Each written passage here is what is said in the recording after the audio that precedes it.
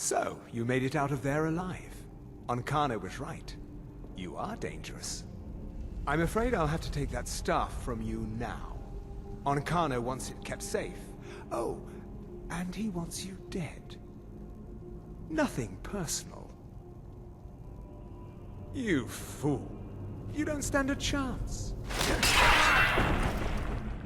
Want to have your clip featured in the Skyrim Clip of the Week? Simply record the clip on your Xbox and then send it to me via message. My gamertag is iRyeni, that's IRYENI, and you can message it to me over Xbox and I'll be able to view it. I look forward to seeing the clips that you guys send me. Now moving on to the video.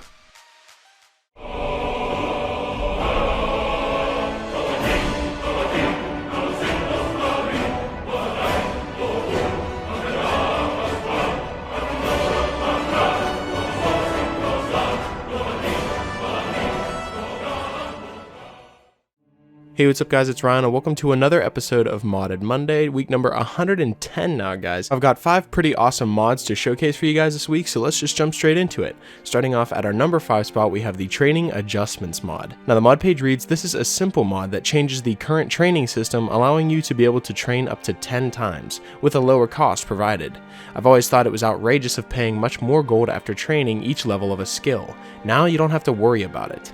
What exactly has been changed is the cost of training per level of skill will no longer multiply. It has been set to ×1, and you can now train up to 10 times instead of 5, so you're not maxed out at 5 after every level. Now I find this mod to be incredibly useful because I never really understood why it multiplies so much as you're training in the vanilla game. You know, you go and you want to upgrade one of your skills that you don't necessarily use all the time, but it costs way too much gold, so it's pretty much not even worth spending the gold at that point, making it so the skills that you don't use, such as in my example it would be pickpocket or, you know, stuff along those lines, I don't really use that skill too often, so I could go through an entire character, you know, the entire playthrough, have hundreds of hours on the character, and really never dive into the pickpocketing category because it's really hard to level that skill up, very tedious, and the training on it is just not really worth it in the end. But now having no multiplication and having it pretty much around the same cost every time you train, and also being able to have 10 training sessions instead of 5 makes it so that you can really up those skills that you don't necessarily use all the time,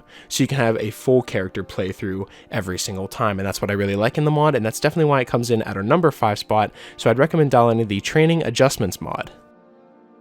Coming in at our number 4 spot, we have Goblins, Mihail monsters and animals. Now this is a very common theme that's going to be within the last video and this video. The Mihail monsters and animals finally poured into Xbox is one of the greatest things and creature overhauls that have been added to Xbox in a long time. These goblins are small, violent, primitive orc-kin humanoids found throughout Tamriel, often living in sewers, caves, and ruins in small clan-based societies. They have green skin, big eyes with slitted pupils, pronounced canine teeth, pointed elven-like ears, long arms and little hunchbacks, and they worship the orc god Moloch, an aspect of Malakath, as goblins are an orc kin and are protected and guided by him. Now goblins take a traditional view to their outfits, and they have some rusty pieces even dating back to the first era. They're also known for their vicious combat capabilities with both melee and ranged weapons, although some learn new ways of magic. The goblin society is primitive and violent, and often poses a threat to the more advanced societies that surround them. While their societies are often led by the strongest and largest goblins called warlords, or their religious leaders called shamans. Some tribes are also ruled by other races. For example, in Skyrim, with the appearance of dragons and the Civil War, many goblin clans were divided or exterminated, so many found protection inside orc strongholds. In change, they need to act passive with other races and work as sentinels on the mines. Now there are a lot of goblin camps scattered throughout Skyrim, and the goblins will actually not attack you unless provoked. Goblin shamans are usually the most intelligent members of a tribe and ones that lead the religious practices, and they are also the leaders on the docile clans surrounding the strongholds, since the warlords, commonly also leaders, do not accept this and are still leading an aggressive and dangerous clan outside of the forests of the Rift, Falkreath, Reach, and Hafingar, and many times they live close to the streets to attack and steal things from travelers. This mod features one new type of creature, which is the goblin, in 6 different variants. There's the goblin archer, the goblin skirmisher, the goblin Goblin Berserker, the Shaman, and the Warlord, and also various tribes, and they all do respawn, and the Shaman drop a new staff. Like I said, there's been Goblin camps added throughout the woods of Skyrim, and there's more low-level common creatures added to your game as well. Now, going back to where they say they have vicious combat abilities, they really do. They really use those shields very well, and they have really good combat abilities where if you're playing on a higher difficulty, you are definitely going to be challenged. And I really like a challenge, so that's definitely why this mod comes in at our number 4 spot. So I'd recommend downloading the Goblins, Mihail Monsters, and Animals mod. Coming in at our number 3 spot, we have VioLens, a Killmove mod. Now this mod is actually pretty old, but I've never covered it before, and it's actually way better than any other Killmove mod that I've ever seen in Skyrim. This mod gives you in-game control over both ranged and melee kill moves, and version 2.0, which has been released, provides more kill move customization than ever before, allowing you to pick which kill moves you'd like to see trigger for each weapon type, and all of it is configured via a book menu.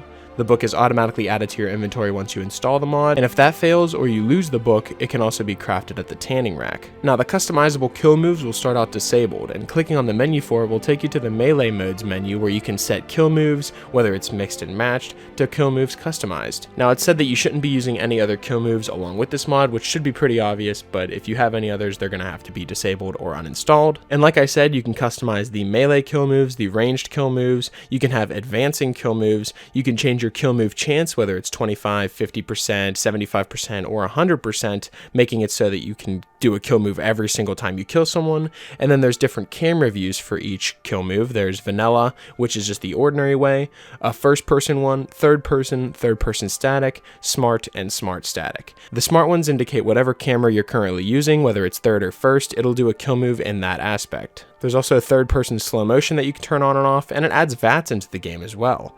There's also last enemy restrictions, which means that NPCs and dragons can no longer perform combat moves on you, and you can switch that on and off, so it's not just automatically off. You can also turn on decapitations, whether you want it on or off, or you want to have the perk for it. Then the decapitation chance as well, making it 25, 50, 75, 100%. There's also left attacks, seated kill moves, shield bashing moves, different types of kill moves, whether it's single, dual, two-hand, or stealth, kill moves from behind, kill moves on creatures, on NPCs. So there's plenty of different kill moves that you can customize, and you could pretty much customize any aspect of your kill move in general. So if you want to feel like an absolute badass while you're clearing out a bunch of caves and a bunch of, bandit camps, this is definitely the mod for you, because it turns off that last enemy restriction that is in the vanilla game that makes the kill moves only on the last enemy, and it could be on every enemy that you kill, or you can make it customizable in however you like. So it just gives you way more customizable options on how you want your character to play out, and that's what I really like in the mod, and that's why it comes in at our number 3 spot. So I'd recommend downloading the VioLens, a Killmove mod.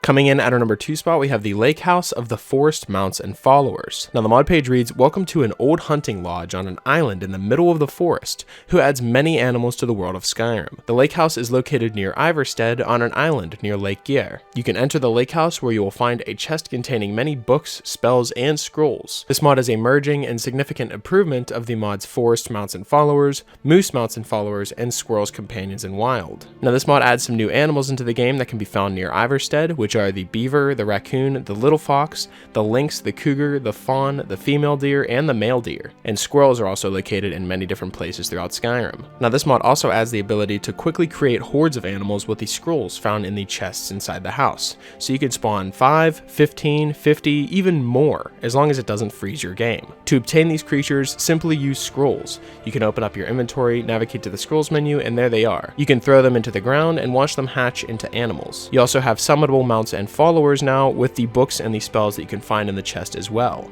There's the armored gazelle, the veil deer, the male elk, the female elk, the moose, the white stag, the spectral stag, foxes, wolves, veil saber cats, skeevers, beavers, raccoons, cave lions, lynxes, Canadian lynxes, cougars, dogs, and squirrels are now rideable. It also adds new companions such as the forest mammals in or near the lake house, and squirrels, which can be located from Anissa's cabin throughout the lake house. You can only have one of these these followers at a time, and if you want a different one, you'll have to dismiss the first one before you can recruit them. Now, as you can see, it does add a small house onto this island here, and walking inside, you'll be able to have a chest that has every single different type of rideable mount and summonable mount, along with different types of animals that you can spawn in the world. And as I'm going around and actually showing you all of the things that you can actually spawn in, you can create full armies with these animals, and I think that's really cool that they don't actually put a cap on how many you can spawn in, and you can just keep going. This could make for some really funny battles, or it could be, you know, if you're playing a character who is one with nature and is, you know, in the wild a lot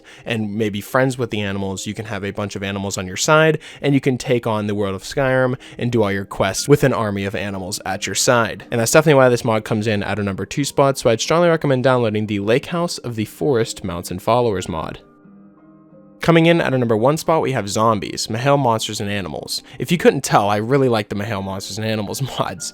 Now, zombies are undead bodies resurrected by an unnatural force or a necromancer. They're found in dark underground places such as sewers, abandoned forts, halls of the dead, catacombs, caves, prison escaping routes, and can also be found in graveyards. When slain, a zombie corpse may yield up mort flesh, which can be used as an alchemy ingredient, and there are simple corpses filled with evil power to mindlessly do the bidding of their master. Unlike Draugr, which have no soul or sentience, sometimes zombies that were slaves of something that are freed have magical bonds binding them. These free zombies usually walk around, moaning and attacking nearby living creatures. In appearance, zombies are naked, rotting bodies displaying serious wounds. All zombies have been mottled, dark flesh with bones poking through, purple tongues, and are commonly missing an arm or even a head. They are aggressive and can be quick when they want to. They also make disturbing groans and grunts when they detect prey, and once they get about 20 to 30 feet away, they start to sprint at the victim with a charging hit that knocks its target back several feet. The dread zombies are a more powerful variant of the regular zombies, and the deranged zombies also have the ability to quickly regain health, and are covered by a green mist of rotten vapors that are poisonous on contact. All of them can give you zombie fever, which is a very dangerous disease. Now, this mod definitely brings back the nostalgia of Oblivion, going through the different caves and finding the zombies in the caves. Depending on what difficulty you're playing on, these can be very scary creatures and be very difficult to handle in certain situations, and I really liked that in Oblivion, and that just brings it back into Skyrim. Walking into a cave and hearing that famous groan of a zombie and having it charge at you from 30 feet away is definitely something that you've never seen before in Skyrim, and that's definitely a new combat move you're going to have to get used to, and you're going to have to keep on your toes whenever you're going through these caves and actually clearing them. And that's definitely why Zombies, Mihail Monsters, and Animals comes in at our number 1 spot, so I'd strongly recommend downloading it. So that's pretty much it for this week's episode of the top 5 Skyrim mods of the week. Hopefully you guys did enjoy, and if you did, I would appreciate it if you left a like and subscribe if you're new. It really helps me out a lot, and if you have any suggestions for mods you'd like me to cover in future top 5 mod episodes, be sure to let me know in the comment section below, or you can follow me on Twitter. I'll be sure to leave my Twitter in the description, and you guys can follow me on there and leave me suggestions through there as well.